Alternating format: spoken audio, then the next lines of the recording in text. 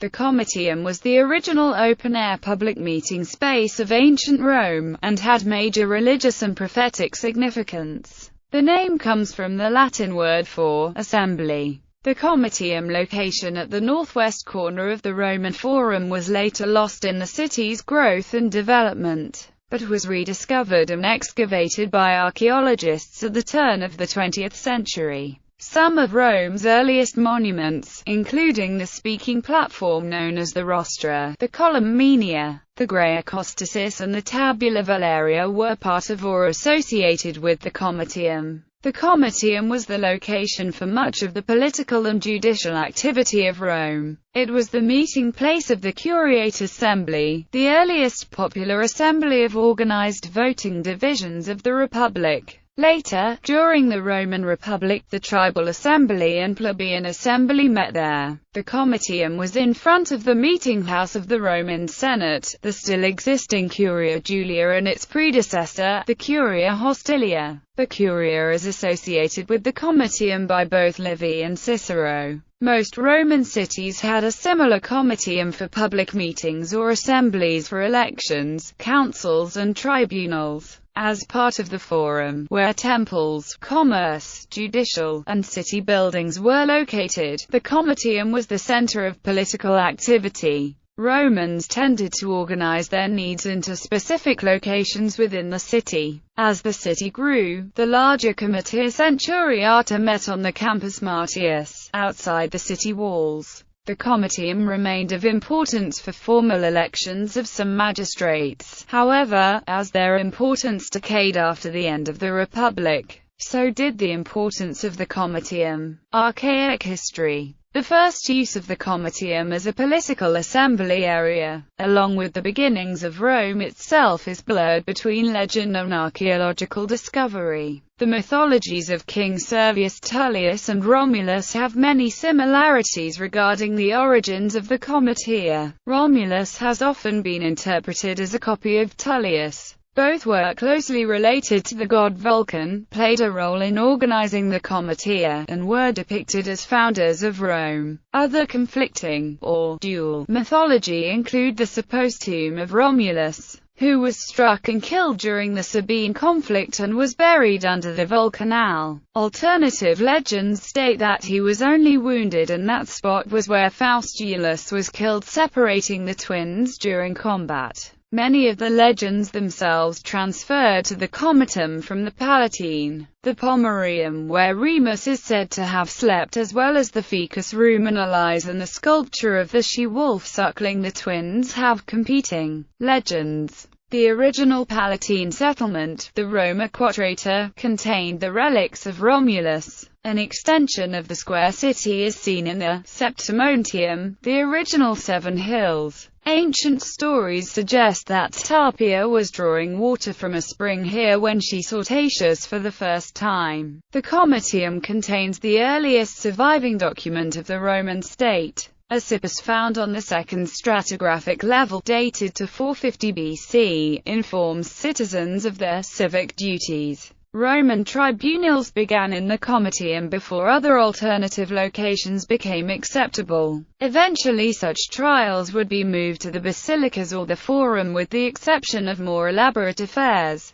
The site had a number or temporary wooden structures that could be taken down during the flood season. Court would generally consist of a magistrate, the condemned, a representation for the condemned, and the prosecutor. The Rostra Vetera was a permanent tribunal eventually made into a war monument but still within the Comitium Templum. The Rostra itself may have been considered a templum. A sundial had been placed on the Rostra for a period that was eventually replaced with newer devices. The site has been used for capital punishment as well as to display the bodies and limbs of defeated political opponents and funerals. Both the Forum and Comitium had been used for public exhibitions. In his 1912 study, Francis MacDonald Cornford explains that the Roman Comitium was inaugurated as a temple, shaped like a square and oriented to the four corners of the sky. But Plutarch describes a circular site traced by Romulus at the founding of Rome using divination, after he had sent for men of Etruria who taught him the necessary sacred rites. A circular trench was cut into the ground and votive offerings and samples of earth from each man's native lands were placed within. The ditch is called mundus, the same name given firmament. From the center of this circle, the circuit of the city wall was designated and plowed. Everything within this area was sacred. It was the traditional center of the city, as a similar area was in the original Palatine Settlement. The Umbilicus Urbis Roma marks the center of Rome. The Senate Council probably began meeting within an old Etruscan temple on the north side of the Comitium, identified as belonging to the Curia Hostilia from the 7th century BC. Tradition holds that Tullus Hostilius built or refurbished this structure. A royal complex may have existed near the House of the Vestal Virgins on one end of the Forum Romanum. In the Roman Republic, when Rome became a republic, the original altar and shrine of Vulcan may have served as a podium for senators or political opponents. Next to this spot is where the Rostra has its early beginnings. It is believed that the tradition of speaking to crowds from an elevated platform for political purposes may have begun as early as the first king of Rome. In this area was another raised platform for speakers, with ascending and descending stairs on either side.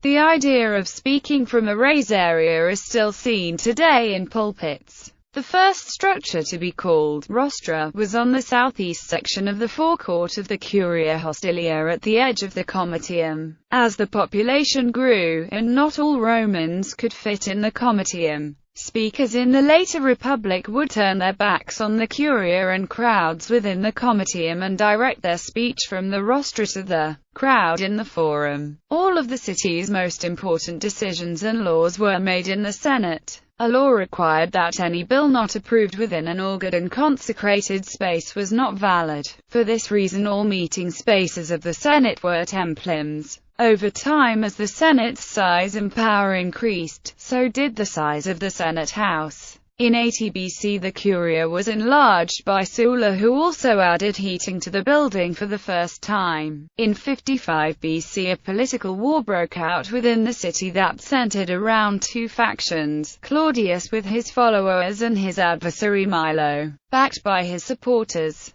The Rostra became a fortress and was more than once used to throw deadly missiles upon the opposing side. On January 2, 52 BC, Claudius died at the hands of the opponent's mob near Bovili, setting off a riot as the Claudius faction carried the body to the Comitium and cremated it on a funeral pyre improvised with the senatorial seating from the Curia Hostilia. The fire consumed the Curia, destroying it as well as damaging the Basilica Porta. Faustus Sulla, son of the dictator Sulla, was commissioned by the Senate to rebuild the Curia. It lasted for only 7 years until Julius Caesar began his changes. Structures within the Comitium. The Comitium was open towards the Forum. At the boundary were the monuments and statues recording political events and recognizing famous Romans. There were 4 sacred fig trees in the city, 3 of which were within the Forum area. A tree planted near the Temple of Saturn was removed when its root system began undermining a valued statue. In the Medio Foro, a fig tree stood aside an olive tree and a grapevine. Varius Flaccus, Pliny and Tacitus state that a third tree stood in the Comitium near the statue of the augur Atus Navia who, legend says,